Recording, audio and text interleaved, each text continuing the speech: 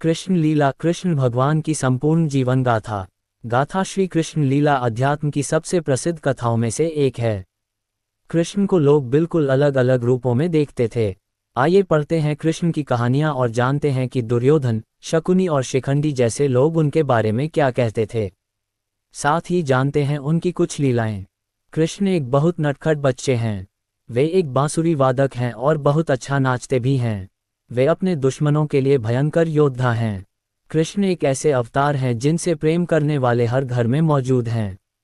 वे एक चतुर राजनेता और महायोगी भी हैं। वो एक सज्जन पुरुष हैं और ऐसे अवतार हैं जो जीवन के हर रंग को अपने भीतर समाये हुए हैं।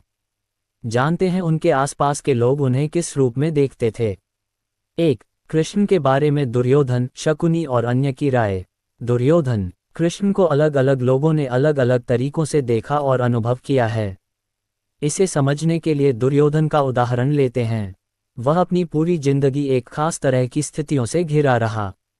इतिहास उसे एक ऐसे शख्स की तरह देखता है जो बहुत ही गुस्सैल, लालची और असुरक्षित था। वह हमेशा सबसे ईर्ष्या करता रहा और सबका बुरा चाहता रहा। अपनी ईर्ष्या और लालच में उसने जो भी काम किए वे उसके और उसके कुल के विनाश की वजह बन गए। ऐसा दुर्योधन कृष्ण के बारे में कहता है। कृष्ण एक बहुत ही आवारा और मूढ़ व्यक्ति है जिसके चेहरे पर हमेशा एक शरारती मुस्कान रहती है।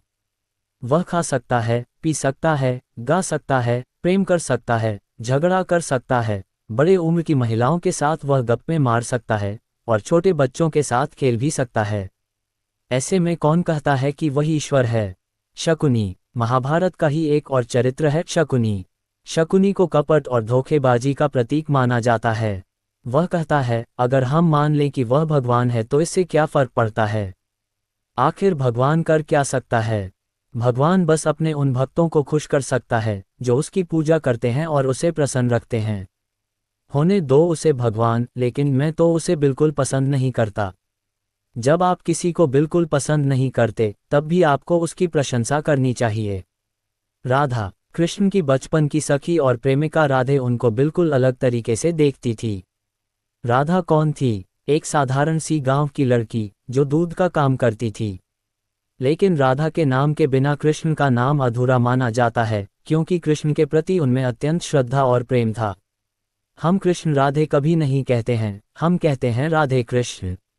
एक साधारण सी गांव की लड़की इतनी महत्वपूर्ण हो गई जितने कि स्वयं कृष्ण, और कहीं कहीं तो वे कृष्ण से भी ज्यादा महत्वपूर्ण हो गई है। कृष्ण के बारे में राधा कहती है, कृष्ण मेरे भीतर हैं। मैं कहीं भी रहूं वे हमेशा मेरे साथ हैं। वे किसी के भी साथ रहें तो भी वे मेरे साथ हैं। गरुड़ के पुत्र वेंतेय। गोमांतक पर्वत पर रहने वाले गरुड़ के पुत्र थे वेंतेय। वे किसी बीमारी की वजह से पूरी तरह अपंग हो गए थे। जब वे कृष्ण से मिले तो उनकी बीमारी पूरी तरह ठीक हो गई और वे अपने दम पर चलने लगे। वे कहते हैं, मेरे लिए तो कृष्ण भगवान हैं। कृष्ण के चाचा अक्रूर। कृष्ण के चाचा अक्रूर एक बुद्धिमान और सज्जन पुरुष थे। उन्होंने कृष्ण के बारे में अपनी सोच को इस तरह बताया है, इस युवा बालक को देखकर मुझे लगता है मानो सूर्य, चंद्र, तारे सब कुछ उसके चारों तरफ चक्कर काट रहे हों। जब वो बोलता है तो ऐसा लगता है मानो कोई शाश्वत और अविनाशी आवाज सुनाई दे रही हो। अगर इस संसार में आशा नाम की कोई चीज है तो वह स्वयं कृष्ण ही है। उद्धरण चिन्ह। शिखंडी। शिखंडी के बारे में तो हम सभी जानते हैं कि उसकी स्थितियां कुछ अलग तरह की थीं। बचपन से ही उन्हें काफी सताया गया था। उनकी सुनिए, वैसे तो कृष्ण ने मुझे उम्मीद की कोई किरण नहीं दिखाई है, लेकिन वह जहां भी होते हैं आशा की एक लहर चलती है जो सबको छूती है और सबका जीवन बदल देती है। 2. श्री कृष्ण की बचपन की कहानी। कृष्ण जन्म। वसुदेव ने अपने 8वें पुत्र को नंद और यशोदा की पुत्री के स्थान पर रख दिया और उस नन्ही बच्ची को लेकर वापस आ गए। जब कंस वहां पहुंचा तो वसुदेव और देवकी ने उसे कहा, इसे छोड़ दो, ये तो लड़की है। पर कंस नहीं माना और उसने उस बच्ची को जमीन पर पटकना चाहा, पर वो बच्ची जमीन पर नहीं गिरी, उसने एक अलग ही रूप धारण कर लिया। कृष्ण माखन चुराया करते थे और माखन ही गोपियों की आजीविका थी। ऐसे में वे कृष्ण की मां से शिकायत करती थीं, पर कृष्ण मासूम बनकर उन्हें फिर से मना लेते थे। कृष्ण के सांवले होने पर भी हर कोई उन पर मुग्ध था। ऐसा इसलिए था क्योंकि वे हर समय मुस्कुराते रहते थे। कृष्ण ने उठाया गोवर्धन पर्वत। गोकुल के लोगों में इंद्रोत्सव मनाने की परंपरा थी, पर कृष्ण के कहने पर उन्होंने गोपोत्सव मनाने का फैसला किया। उसी समय गोकुल में भारी वर्षा हुई और यमुना का स्तर इतना बढ़ गया कि सब कुछ डूबने लगा। ऐसे में कृष्ण सभी को गोवर्धन पर्वत की गुफाओं तक ले गए। तभी अचानक एक चयकार हुआ और पर्वत जमीन से ऊपर उठ गया। 3. कृष्ण एक गुरु के रूप में। भक्ति योग का महत्व। श्रीमद् भगवद गीता के 12वें अध्याय में कृष्ण से अर्जुन ने चैतन्य के निराकार और साकार स्वरूप के अंतर के बारे में पूछा था। श्री कृष्ण बताते हैं कि निराकार की साधना कठिन है, पर भक्ति का मार्ग सरल है। वे अर्जुन को बताते हैं कि अगर वो पूरे विश्वास के साथ उनमें मन लगाए तो वो मुक्ति को प्राप्त हो जाएगा। मृत्यु के पल का महत्व। श्री कृष्ण अर्जुन को समझाते हैं कि मृत्यु के समय जो भी मनुष्य उन्हें याद करते हुए अपना शरीर त्यागता है, वे उन्हें प्राप्त हो जाता है। गुरु हमें आखिरी पल पर उठने वाले विचारों का महत्व समझाते हैं और बताते हैं कि मुक्ति को पाने के लिए अंतिम समय में कैसी भीतरी स्थिति की जरूरत होती है। बलराम ने एक बार कृष्ण से ये प्रश्न पूछा कि तुम्हारे होते हुए हमें इतने कष्ट क्यों झेलने पड़ रहे हैं। इस पर श्री कृष्ण ने उन्हें आध्यात्मिक पथ की प्रकृति के बारे में समझाया। वे बता रहे हैं कि एक बार पथ पर आने के बाद किस तरह आपके कर्म तेजी से चलते हैं और आप जीवन को हर रूप में बहुत तीव्रता से अनुभव करते हैं। 4. कृष्ण का जीवन। भगवान कृष्ण की साधना। एक साधक ने सद्गुरु से प्रश्न पूछा कि भगवान कृष्ण ने अपने जीवन में क्या साधना की थी। गुरु हमें बता रहे हैं कि कृष्ण जीवन के हर पल आनंदित और चेहरे पर मुस्कान लिए रहते थे। यही उनकी साधना थी। इसके अलावा वे हमें उस साधना के बारे में भी बता रहे हैं जो कृष्ण ने गुरु संदीपनी के सानिध्य में की थी। कृष्ण का ब्रह्मचर्य और उनकी लीलाएं। भगवान कृष्ण ने गोपियों के साथ रस लीलाएं रचाई थीं, पर फिर उन्होंने कुछ वर्ष ब्रह्मचारी का जीवन भी जिया था। गुरु हमें बता रहे हैं कि ब्रह्मचर्य का जीवन जीने का मतलब है मैं और तुम का फर्क न होना। कृष्ण में ये गुण बचपन से ही था, जब उन्होंने माता यशोदा को अपने मुख में पूरे ब्रह्मांड के दर्शन कराए थे। जरासंध और शिशुपाल का अंत। शिशुपाल कृष्ण की बुआ का बेटा था। उसे कृष्ण से बहुत ईर्ष्या थी और वो हमेशा कृष्ण को अपशब्द कहता रहता था। कृष्ण ने वचन दिया था कि वे उसकी 99 गलतियां माफ कर देंगे, पर एक और गलती करने पर वे खुद को नहीं रोक पाएंगे। एक दिन शिशुपाल भीष्म और उनकी माता गंगा के बारे में अपशब्द कहने लगा और वो उसकी 100वीं गलती थी। श्रीगला वासुदेव का अंत। करावीरपुर का राजा श्रीगला वासुदेव खुद को भगवान का अवतार मानता था। उसे यही लगता था कि असली वासुदेव वही है जिसके बारे में भविष्यवाणी की गई थी। एक बार श्री कृष्ण और श्रीगला आमने सामने आए और श्रीगला ने कृष्ण पर बाण चलाने शुरू कर दिए। कृष्ण ने इशारों से उसे समझाना चाहा, पर वो नहीं माना। आखिरकार कृष्ण ने सुदर्शन चला दिया। 5. कृष्ण लीला की कहानी। कृष्ण के जीवन में महिलाएं। कृष्ण और राधे। कृष्ण ने राधे से विवाह करने का फैसला अपने माता पिता को बता दिया था, लेकिन फिर गुरु गर्गाचार्य ने जब ये बताया कि वे तारनहार हैं, तो उनके भीतर एक रूपांतरण हुआ और उन्होंने अपना फैसला बदल लिया। कृष्ण और शैब्या। करावीरपुर के राजा श्रीगला वासुदेव को मारने के बाद कृष्ण शैब्या को अपने साथ अपनी बहन बनाकर ले गए थे, पर शैब्या कृष्ण से क्रोधित थी क्योंकि वो श्रीगला को भगवान मानती थी। श्री कृष्ण ने एक दिन उसे श्रीगला की एक मूर्ति भेंट की और उसकी पूजा करने को कहा। फिर धीरे धीरे उसमें रूपांतरण आने लगा। कृष्ण और यशोदा। जब कृष्ण छोटे बालक थे तब यशोदा के भीतर मातृत्व का प्रेमपूर्ण भाव था, लेकिन कृष्ण जब एक युवा में रूपांतरित हुए तो यशोदा भी एक गोपी की तरह उनसे जुड़ गईं। कृष्ण और रुक्मणी। रुक्मणी ने कृष्ण को तब देखा था जब वे 12 वर्ष की थीं। उसी समय रुक्मणी ने यह निर्णय कर लिया था कि वे श्री कृष्णा से ही विवाह करेंगी, लेकिन उसके घरवालों ने रुक्मणी का कहीं और विवाह करने का फैसला किया। आखिरकार कृष्ण ने उन्हें उस स्थिति से निकाला। 6. कृष्ण की कृपा। द्रौपदी का चीरहरण बचाया कृष्ण ने। पांडवों और कौरवों के बीच के जुए के खेल में हार जाने के बाद दुशासन ने द्रौपदी का चीरहरण करने का प्रयास किया। उस समय कृष्ण वहां मौजूद नहीं थे, वे द्वारका में थे। गुरु हमें बता रहे हैं कि अगर शिष्य दीक्षित हो तो कैसे कृपा गुरु की मौजूदगी के बिना भी काम कर सकती है। वे बताते हैं कि ऐसा जरूरी नहीं कि जिसके माध्यम से कृपा कार्य कर रही है उसे उस समय इस बात की जानकारी हो। कृष्ण का नीला रंग। कृष्ण को जहां भी चित्रित किया जाता है उन्हें नीले रंग का दर्शाया जाता है। गुरु हमें बता रहे हैं कि नीला रंग कृष्ण से कैसे जुड़ा है। वे बता रहे हैं कि समस्त ब्रह्मांड को समाहित करने की उनके क्षमता के कारण उनका आभामंडल नीला हो गया था। कृष्ण की त्रिवक्रा पर कृपा। त्रिवक्रा मथुरा में रहती थी और वो किसी बीमारी की वजह से अपंग हो गई थी। उसे किसी ने बताया था कि वसुदेव पुत्र श्री कृष्ण तारनहार हैं और वे उसे मुक्त कर सकते हैं। गुरु हमें बता रहे हैं कि कैसे त्रिवक्रा ने कृष्ण को देखते ही पहचान लिया और फिर कृष्ण ने उसके अंगों को ठीक कर दिया। मृत्यु का पल और अगला जन्म कैसे जुड़े हैं। मृत्यु के समय एक शांतिपूर्ण माहौल तैयार करने की परंपरा है। क्या मृत्यु के पल का मरने वाले व्यक्ति के ऊपर प्रभाव पता है? क्या यह उसके अगले जन्म से जुड़ा है? भगवद गीता में कृष्ण अर्जुन से कहते हैं, मृत्यु के समय जो इंसान सिर्फ मुझे याद करते हुए अपना शरीर छोड़ता है, वह निसंदेह मुझे पा लेता है। हे कुतिपुत्र, मृत्यु के समय इंसान जिस अवस्था को याद करता है, उसके विचार में मग्न होने के कारण वह उसी अवस्था को पा लेता है। इसलिए हर समय मुझे याद करते हुए अपना धर्म करते रहो।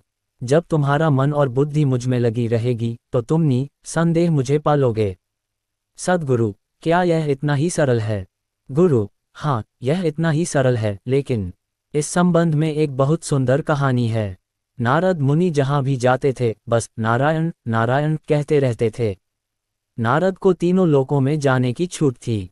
वह आराम से कहीं भी आ जा सकते थे। एक दिन उन्होंने देखा कि एक किसान परमानंद की अवस्था में अपनी जमीन जोत रहा था।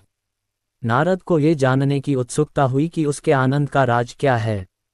जब वह उस किसान से बात करने पहुंचे तो वह अपनी जमीन को जोतने में इतना डूबा हुआ था कि उसने नारद पर ध्यान भी नहीं दिया। दोपहर के समय उसने काम से थोड़ा विराम लिया और खाना खाने के लिए एक पेड़ के नीचे बैठा। उसने बर्तन को खोला जिसमें थोड़ा सा भोजन था। उसने सिर्फ नारायण नारायण नारायण कहा और खाने लगा। आप जिस पल जीवन के एक आयाम से दूसरे आयाम में जाते हैं, उस समय अगर आप सिर्फ अपनी जागरूकता कायम रख पाएं तो आपको मुक्ति मिल सकती है। किसान अपना खाना उनके साथ बांटना चाहता था, मगर जाति व्यवस्था के कारण नारद उसके साथ नहीं खा सकते थे। नारद ने पूछा, तुम्हारे इस आनंद की वजह क्या है? किसान बोला, हर दिन नारायण अपने असली रूप में मेरे सामने आते हैं। मेरे आनंद का बस यही कारण है। नारद ने उससे पूछा, तुम कौन सी साधना करते हो? किसान बोला, मुझे कुछ नहीं आता। मैं एक अज्ञानी अनपढ़ आदमी हूँ। बस सुबह उठने के बाद मैं 3 बार नारायण बोलता हूँ। अपना काम शुरू करते समय मैं 3 बार नारायण बोलता हूँ। अपना काम खत्म करने के बाद मैं फिर 3 बार नारायण बोलता हूँ। जब मैं खाता हूँ तो 3 बार नारायण बोलता हूँ और जब सोने जाता हूँ तो भी 3 बार नारायण बोलता हूँ। नारद ने गिना कि वह खुद 24 घंटे में कितनी बार नारायण बोलते हैं। वह लाखों बार ऐसा करते थे, मगर फिर भी उन्हें नारायण से मिलने के लिए वैकुंठ तक जाना पड़ता था, जो बहुत ही दूर था। मगर खाने, हल चलाने या बाकी कामों से पहले सिर्फ 3 बार नारायण बोलने वाले इस किसान के सामने नारायण वहीं प्रकट हो जाते थे। नारद को लगा कि यह ठीक नहीं है, इसमें जरूर कहीं कोई त्रुटि है। वह तुरंत वैकुंठ पहुंच गए और उन्होंने विष्णु से पूछा, मैं हर समय आपका नाम जपता रहता हूं, मगर आप मेरे सामने नहीं प्रकट नहीं होते। मुझे आकर आपके दर्शन करने पड़ते हैं। मगर उस किसान के सामने आप रोज प्रकट होते हैं और वह परमानंद में जीवन बिता रहा है। विष्णु ने नारद की ओर देखा और लक्ष्मी को तेल से लबालब भरा हुआ एक बर्तन लाने को कहा। उन्होंने नारद से कहा, पहले आपको एक काम करना पड़ेगा। तेल से भरे इस बर्तन को भूलोक ले जाए, मगर इसमें से एक बूंद भी तेल छलकना नहीं चाहिए। इसे वहां छोड़कर आइए, फिर हम इस प्रश्न का जवाब देंगे। नारद तेल से भरा बर्तन लेकर भूलोक गए, उसे वहां छोड़कर वापस आ गए और बोले, अब मेरे प्रश्न का जवाब दीजिए। विष्णु ने पूछा, जब आप तेल से भरा ये बर्तन लेकर जा रहे थे तो आपने कितनी बार नारायण बोला? नारद बोले, उस समय मैं नारायण कैसे बोल सकता था? आपने कहा था कि एक बूंद तेल भी नहीं गिरना चाहिए, इसलिए मुझे पूरा ध्यान उस पर देना पड़ा। मगर वापस आते समय मैंने बहुत बार नारायण कहा। विष्णु बोले, यही आपके प्रश्न का जवाब है। उस किसान का जीवन तेल से भरा बर्तन ढोने जैसा है, जो किसी भी पल छलक सकता है। उसे अपनी जीविका कमानी पड़ती है, उसे बहुत सारी चीजें करनी पड़ती हैं, मगर उसके बावजूद वह नारायण बोलता है। जब आप इस बर्तन में तेल लेकर जा रहे थे तो आपने एक बार भी नारायण नहीं कहा। यानी यह आसान तब होता है जब आपके पास करने के लिए कुछ नहीं होता। मृत्यु के पल जरूरी है जागरूकता। जब मृत्यु का पल सामने आ जाता है तो वह कहने के लिए जिसे आप कहना चाहते हैं पर्याप्त जागरूकता होनी चाहिए। इस संस्कृति में किसी के मरते समय हमेशा ओम नमः शिवाय या राम नाम सत्य है बोला जाता है, ताकि मरने वाला अपने आखिरी पल में भगवान का नाम ले या किसी तरह जागरूक हो जाए। आपको कुछ कहने की भी जरूरत नहीं है। आप जिस पल जीवन के एक आयाम से दूसरे आयाम में जाते हैं उस समय अगर आप सिर्फ अपनी जागरूकता कायम रख पाएं तो आपको मुक्ति मिल सकती है। मगर उस पल में जागरूक होने के लिए आपको जीवन भर जागरूकता का अभ्यास करना होगा, या आपको किसी ऐसे व्यक्ति की मौजूदगी में होना चाहिए जो आपके लिए ऐसा कर सके। इसी संदर्भ में कृष्ण ने कहा था कि अगर मृत्यु के समय आप उनके बारे में ध्यान करें तो वे आकर आपकी मृत्यु को आसान बना देंगे। यहाँ वह एक आंतरिक हकीकत की बात कर रहे थे, यानी परम तत्व को पाने का योग। परम तत्व को पाने के लिए अगर आप सही चीजें करें तो 100% पक्का है कि आपकी कोशिश कामयाब होगी, क्योंकि इसमें एकमात्र तत्व आप होते हैं। इसमें कोई और नहीं, सिर्फ आप होते हैं। इसलिए वह पूरे यकीन से कह सकते थे आपका ध्यान रखूंगा। वे जीवन के बाहरी वास्तविकताओं के बारे में ऐसी बात नहीं कह सकते थे, क्योंकि बाहरी हकीकतें तमाम चीजों पर आधारित होती हैं। अगर आप भौतिक से परे जाने के समय अपनी जागरूकता बरकरार रख सकते हैं तो आप परम तत्व को पा सकते हैं। यही वजह है कि ज्यादातर लोगों के लिए आत्मज्ञान प्राप्ति का पल ही शरीर त्यागने का भी पल बन जाता है। जब आप शरीर को छोड़ते हैं उस समय यदि आप जागरूक हो जाएं तो भी शरीर को तो आप त्यागेंगे ही, लेकिन यदि अपने शरीर को छोड़ने का समय अभी नहीं आया है और आपकी जागरूकता ऐसे चरम पर पहुंच जाती है जहां आप और आपका शरीर साफ तौर पर अलग अलग हो जाते हैं, तो इस स्थिति में आप अपने शरीर में बने नहीं रह पाएंगे जब तक कि आपके पास कुछ ऐसा सिस्टम न हो जो ये सुनिश्चित कर सके कि आप अपने शरीर से फिसल न जाएं। मसलन समयमा में कई बार लोग शरीर को छोड़ने के कगार पर होते हैं। भाव स्पंदन में भी कई बार ऐसा होता है जब लोग वाकई छोर पर खड़े होते हैं। चूंकि कुछ नियंत्रण तंत्र बना दिए गए हैं इसलिए ये सुरक्षित होता है। यदि ये नियंत्रण तंत्र नहीं होते तो निश्चित रूप से वे शरीर से अलग हो जाते। यह उनके लिए एक सौभाग्य होता, मगर ईशा के लिए अच्छा नहीं होता, इसलिए हम उन्हें जाने नहीं देते। वास्तव में उन्हें जाने न देना एक अपराध है, लेकिन यदि हम उन्हें जाने देंगे तो समाज हमें अपराधी ठहराएगा। इसलिए हम बस वह कर रहे हैं जो सामाजिक रूप से स्वीकार्य है, न कि जो सही है। मृत्यु के पल के विचार आपके साथ रहते हैं। एक और पहलू यह है कि यदि मृत्यु के समय आपके दिमाग में कोई विचार है तो वह आपके अगले जन्म की प्रकृति का हिस्सा बन जाता है। इसलिए हमें किसी की मृत्यु की प्रक्रिया के समय शांति और खुशहाली का माहौल बनाना चाहिए, क्योंकि मरने वाले के दिमाग और भावनाओं में जो भी चीज़ प्रधान होती है वह उनके भावी जन्मों की विशेषता बन जाती है। अगर आप फिर से जन्म लेना चाहते हैं तो निश्चित रूप से आखिरी पल की विशेषता आपके अगले जन्मों में शामिल होगी। लेकिन यदि आप परम तत्व में विलीन होना चाहते हैं, यदि आप उसमें समा जाना चाहते हैं, तो आपका पुनर्जन्म नहीं होगा। इसी वजह से इस संस्कृति में हमेशा से यह कहा गया है कि आपको अपने परिवार के बीच नहीं मरना चाहिए। लोग अपनी मृत्यु के समय वन चले जाते थे, जिसे वानप्रस्थ कहा गया है। राजा धृतराष्ट्र, उनकी रानी गांधारी और कुंती भी कुरुक्षेत्र युद्ध के बाद वन चले गए थे। उनके साथ सहायक के रूप में सिर्फ संजय थे। वे सब बूढ़े हो चुके थे, इसलिए वे महल में रहने की बजाय मरने के लिए वन चले गए। हालांकि धृतराष्ट्र नेत्रहीन और कई रूपों में मूर्ख थे, मगर फिर भी उनमें इतनी जागरूकता थी जो आजकल दुनिया में देखने को नहीं मिलती।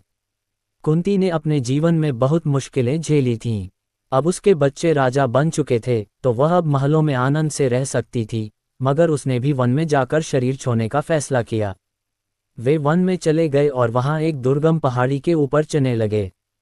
एक जगह जंगल में आग लगी हुई थी। वे लोग बूढ़े थे, इसलिए न तो भाग सकते थे न ही जंगल की आग से बच सकते थे, तो उन्होंने खुद को अग्नि को समर्पित करने का फैसला किया। धृतराष्ट्र ने संजय से कहा, तुमने अब तक मेरी बहुत सेवा की, मगर तुम्हारी आयु अभी कम है, तुम वापस लौट जाओ। हम तीनों खुद को अग्नि को समर्पित कर देंगे। संजय ने उन्हें छोड़कर जाने से इनकार कर दिया और चारों जंगल की आग में जल गए। जब आप परिवार के बीच मरते हैं तो आप जुड़ाव की भावना को मन में लेकर मरेंगे, जो भविष्य में आपके लिए खुशहाली नहीं लाएगी। आपको पता ही होगा कि हमारे देश में आज भी लोग मरने के लिए काशी जाते हैं, क्योंकि वह एक पवित्र जगह है। वे शिव की कृपा की छाया में मरना चाहते हैं। वे नहीं चाहते कि उनकी मृत्यु के समय उनका परिवार अपनी भावनाएं उनके सामने प्रदर्शित करे। मृत्यु एकमात्र ऐसी चीज है जो जीवन में निश्चित है। अगर आपने अपना जीवन अच्छी तरह जिया है तो मृत्यु कोई बुरी चीज नहीं है। यदि आपने हर पल हिचक, भय, नफरत और गुस्से के बीच जीवन बिताया है तो इसका मतलब है कि आपने कभी जीवन नहीं जिया। मृत्यु के समय अगर आप जीना चाहते हैं तो यह कोई अच्छी बात नहीं है। आखिर मृत्यु है क्या?